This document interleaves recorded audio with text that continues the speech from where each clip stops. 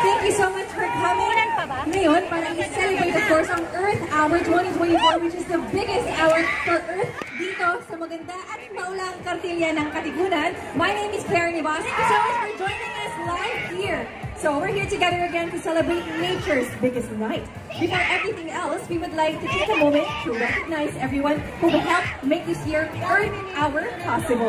Hindi lang ang government partners ang dapat pasalamatan, kundi pati ang mga NGO partners natin and solutions providers na nag-set up ng kanilang mga booths buong maghapon. Doon yung mga booths, so nabisita niyo ba sila at nakausap tungkol sa mga advocacies and campaigns nila? We would like to thank our partners from Plan International, Save the Children, Oxfam Philippines, World Vision, and the British Embassy of Manila. By the way, this year, ang focus natin ay tungkol sa isa sa mga pinakamalaking kinakaharap natin na challenge sa ating kapaligiran, lalo na dito sa Pilipinas. You know, that's right, Sia. Dahil for 2024, Earth Hour is focused on switching off plastic pollution here in the Philippines and giving an hour for nature. Our country is facing a huge challenge when it comes to plastic pollution. Alam niyo mo ba yun? Yes, aware tayong lahat.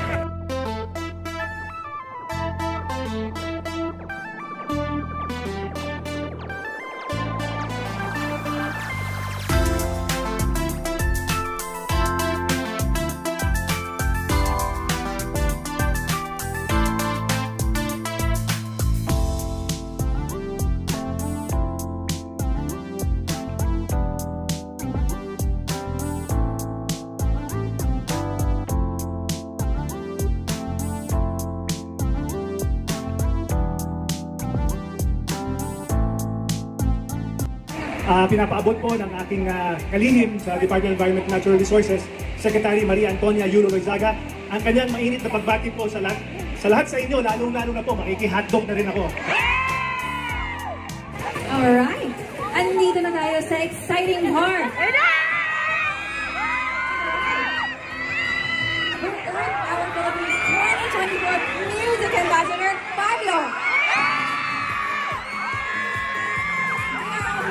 To lead the countdown for Earth Hour. And before we start the countdown, let us all take a group to have our group selfie. Alright, Chichi is coming up on stage. Okay, can we have our group selfie for tonight? Okay, Panginoon, can we have a group selfie tonight? Alright, we are going to have our photo. Picture? Dito po tayo. Yeah.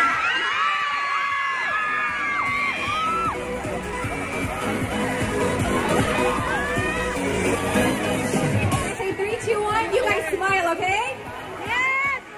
Alright, everybody smile. In 3, 2, 1. Alright, this time, can you guys do WWF sign like this? Alright. In 3, 2, 1. Maraming salamat po. Alright. You know, and of course, except for Pablo, can we have you here on stage?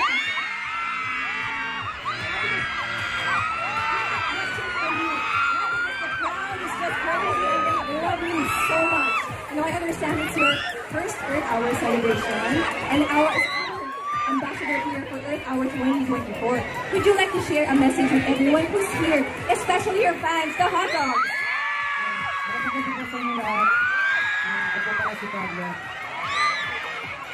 First of all, gusto ko lang magpasalamat sa Earth Hour 2024. Very honored to be here tonight.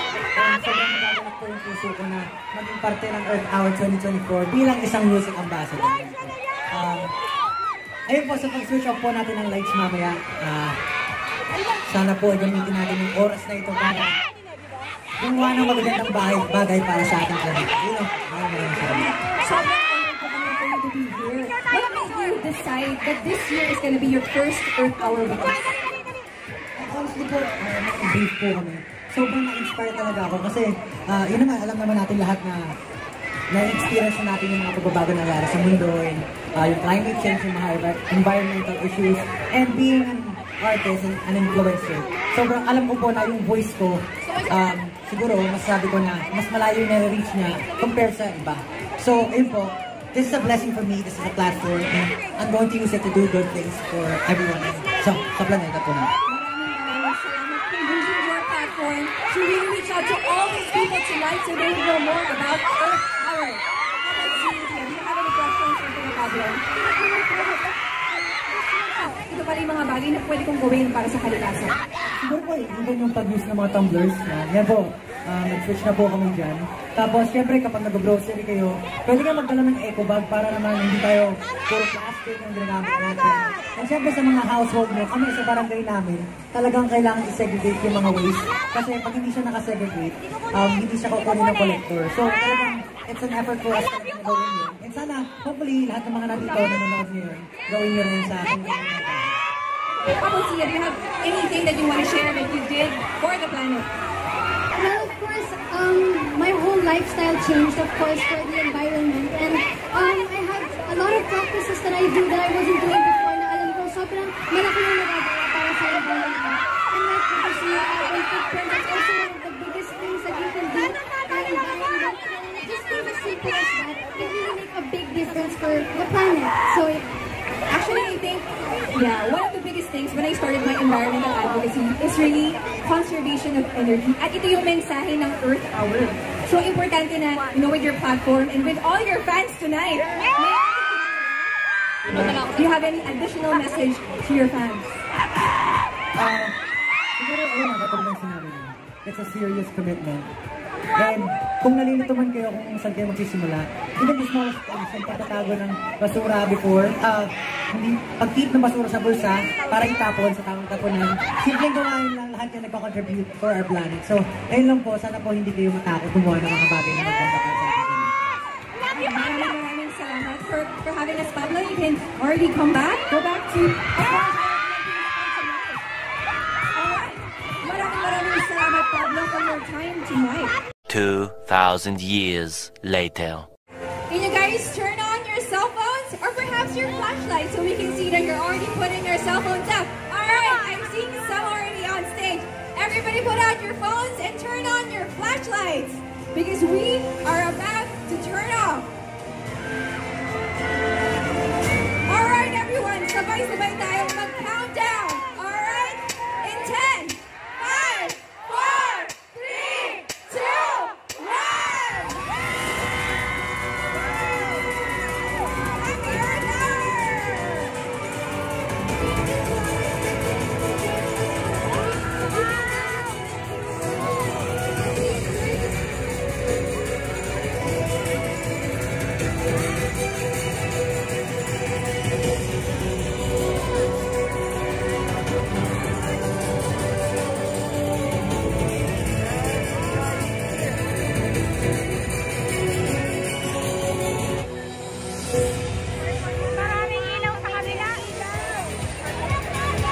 Magandang gabi po sa inyong lahat, Manila! Ako nga po pala si Chetty, on guitar, Mr. Miko Eugenio, and on percussions, Mr. Jobstan. Everybody, let's go!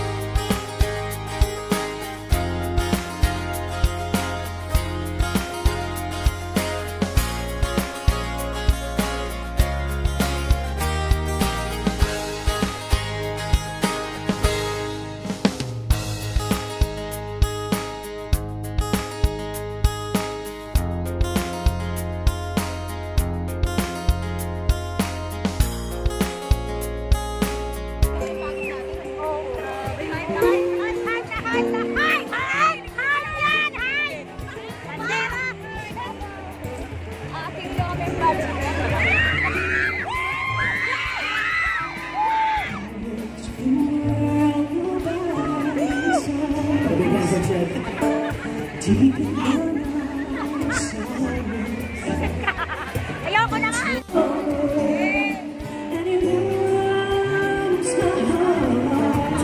Guys, literal na nag-perform kami sa madilim.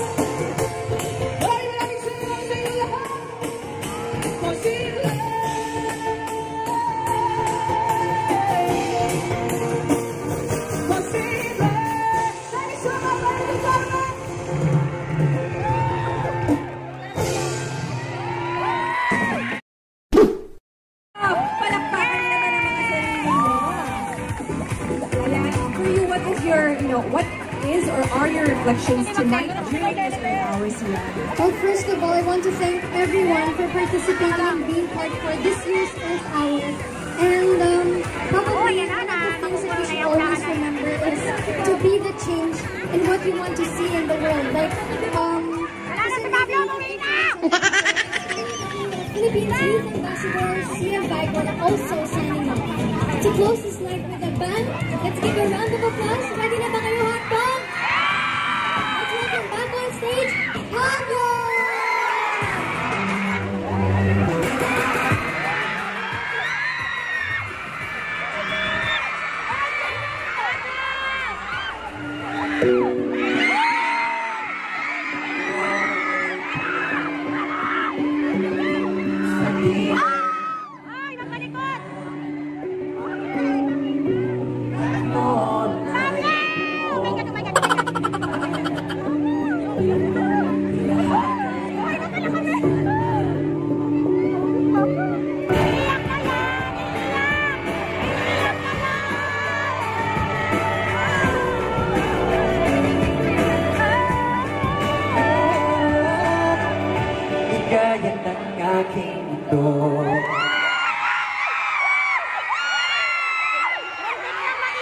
Magandang gabi po sa inyo lahat.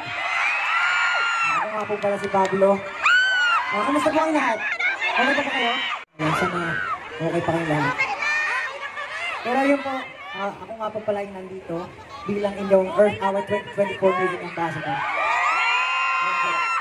Nandito po si Pablo ngayon, hindi dahil nandito ako para mag-promote ng music. Nandito po ngayon para suportahan ng advokasya ng Earth Hour 2024. And syempre, gusto ko lang po pasalamatan lahat po ng dumalo ngayong gabing ito, ngayong araw na ito. Kasi alam ko po yung iba sa inyo galing pa sa iba't ibang lugar, malalayo. Yung iba, sobrang aga pumunta. Salamat po sa pagsuporta sa Earth Hour 2024. Malapit kayo lahat, mabuhay po kayo lahat. Gusto ko lang po sabihin na sobrang importante po talaga ng Earth Hour 2024. Kasi talaga naman pong nararamdaman natin yung pagbabago, di ba? Nararamdaman niyo ba yung pagbabago? Oh, di ba? Ang tanong, maganda ba yung pagbabago? Ito pong event na to, this Earth Hour 2024, nagsisilbi po itong liham na even sa small acts natin, sa maliliit na bagay, hindi sa malalaki, doon sa maliliit na bagay, like switching off the lights, pagtapon ng basura sa tamang tapunan, talagang may magagawa po yun para sa ating kapaligiran. Masasagip po niya ng ating kapaligiran. Siyempre, pati na rin po yung mga plastic pollution, magagawan po ng paraan kapag nagsimula po tayo sa ating mga sarili sa paggawa ng mga maliliit na bagay. Yan po. Sabi nga po nila, kung hindi mo pa sisimulan ngayon, kailan? Yeah? Kailan? Dito po sa susunod na awitin, natawagin ko po ang aking kapatid na si Josue.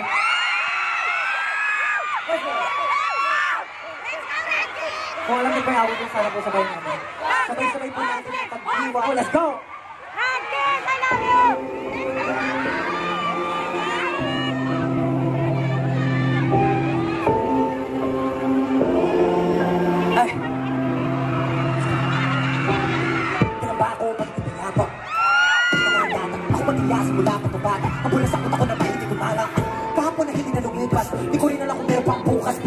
ano nga kapak sa lapanang wala naman ang lunas.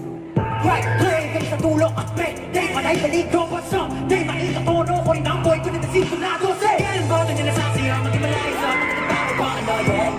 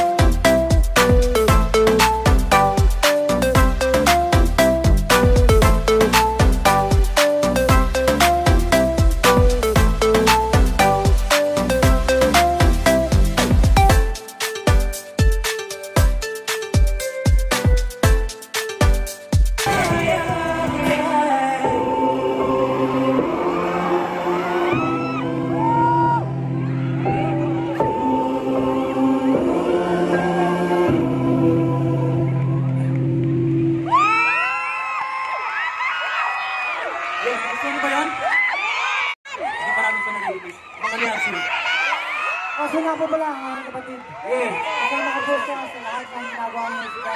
So, gusto ko, Josue! Thank you. Yung awitin po na kailan. Patungkol po yun sa paglaban sa buhay. Kahit ano man yan, paglaban sa buhay, na alam natin sa kabila ng lahat ng problema, lahat ng obstacles, lahat ng hirap, meron tayong pag-asa. Kailan? Patuloy ang pagtanong sa kailan. Ayun po. Para po sa aming susunod na awitin. Ayan na! Alam niyo ba to?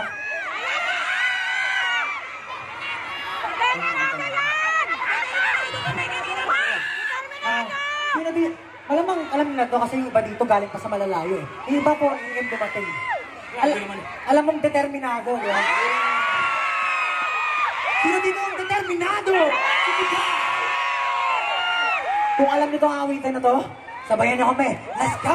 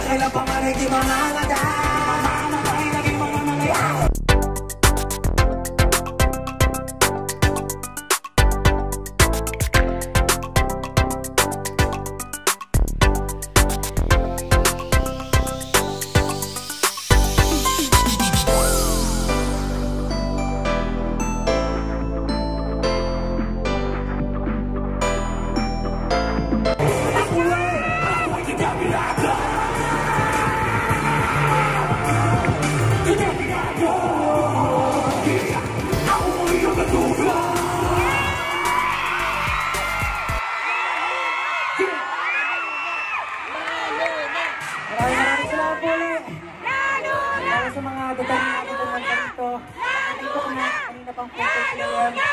Ingatan niyo po yung sarili niyo. Pero ayun po, ang nasa pag-uwi natin.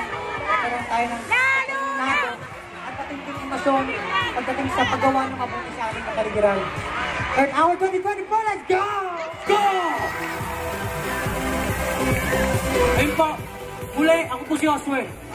Okay, Pablo, maraming salamat po sa inyo lahat. Thank you po.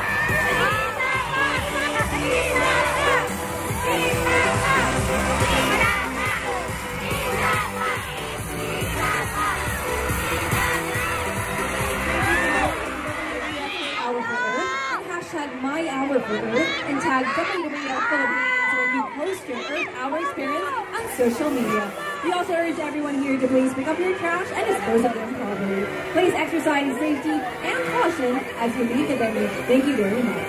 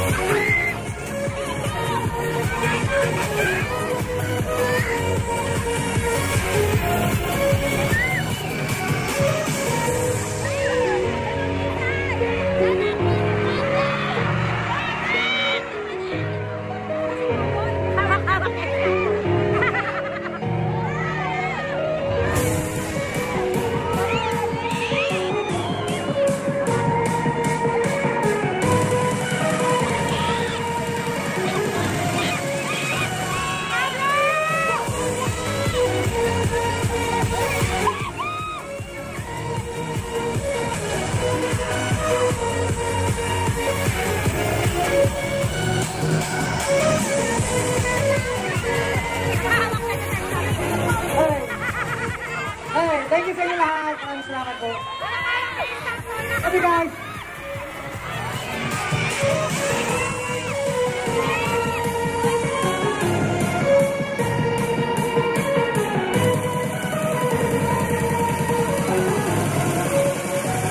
Bye-bye po. Maraming salamat. Pangingin ko po kayo pag-uwi. Maraming salamat. Guys, amazing. Thank you po. Thank you po sa inyo lahat. Happy Earth Hour 2024! Okay po. Ingat kayo. Salamat. Happy guys.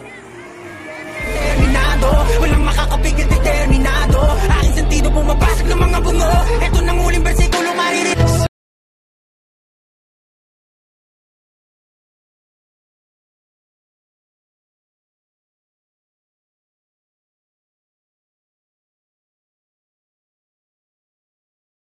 Pauwi na kami. Nakalimutan kong mag-outro guys. Nag-TikTok kasi kami kaya kaming dalawa na lang naiwan. So, see you again next time guys. Hindi na kami. Bye!